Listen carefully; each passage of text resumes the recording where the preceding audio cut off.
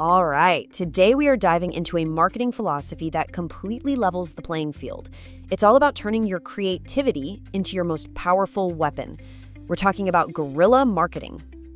So let me ask you this. Does it ever feel like you're showing up to a marketing battle with, I don't know, a slingshot, while your competitors are rolling in with actual tanks? If you've ever felt completely outmatched by those massive budgets, then this is for you. We are about to change how you see the game. Entirely. Okay, so first things first, let's tackle the giant in the room, this idea that you have to spend big to win big. For decades, right, the default thinking has been that your impact is directly tied to the size of your wallet.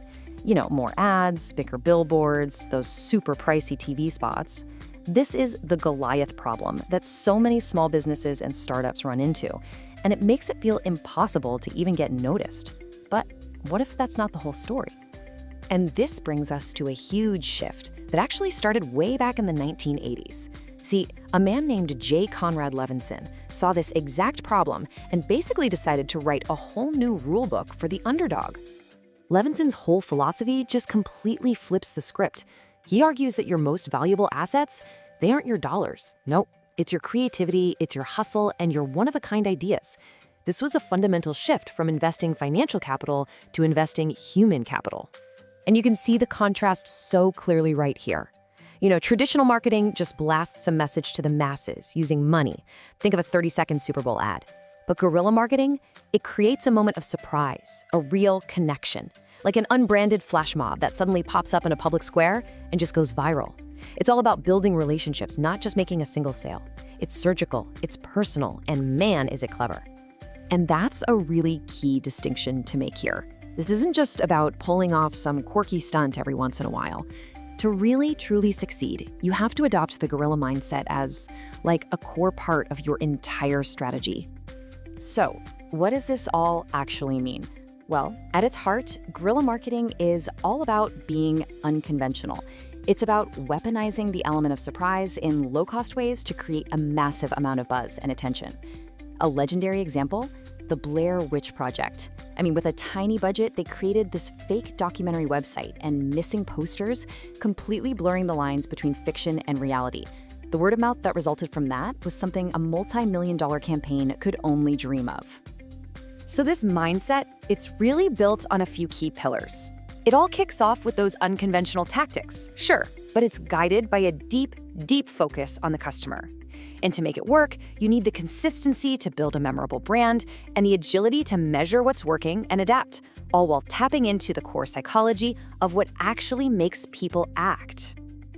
Okay, so we've covered the what and the why. Now for the really fun part, the how. Let's get into your action plan and see how you can build this into a practical strategy. Every great campaign, and I mean every single one, starts with a solid foundation. It begins with truly adopting that mindset we've been talking about, committing to creativity over cash.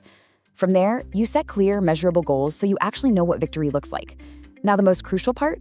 Knowing your audience inside and out. I'm talking from their demographics to their deepest pain points.